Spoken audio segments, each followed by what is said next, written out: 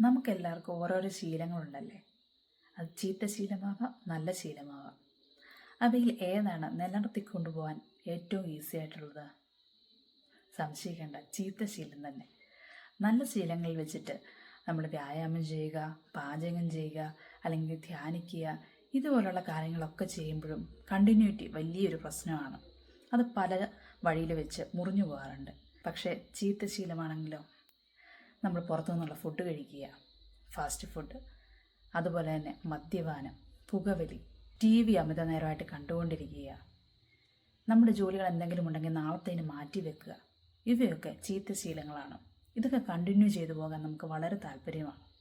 ഈ നല്ല ശീലങ്ങൾ ജീവിതത്തിൽ വളരണം എന്നുണ്ടെങ്കിൽ നമുക്കൊരു ലക്ഷ്യം വേണം.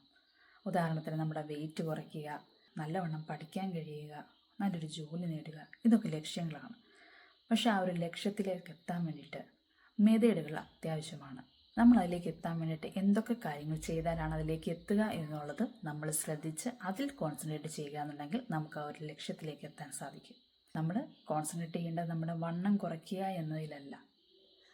വണ്ണം കുറയ്ക്കാൻ വേണ്ടി നമ്മൾ എന്തൊക്കെ ചെയ്യണം എന്നുള്ളതാണ്. അത് ഓരോ പെർസെൻറ്റേജ് വീതം ഓരോ ദിവസവും കൂട്ടി കൊണ്ടുപോവുക.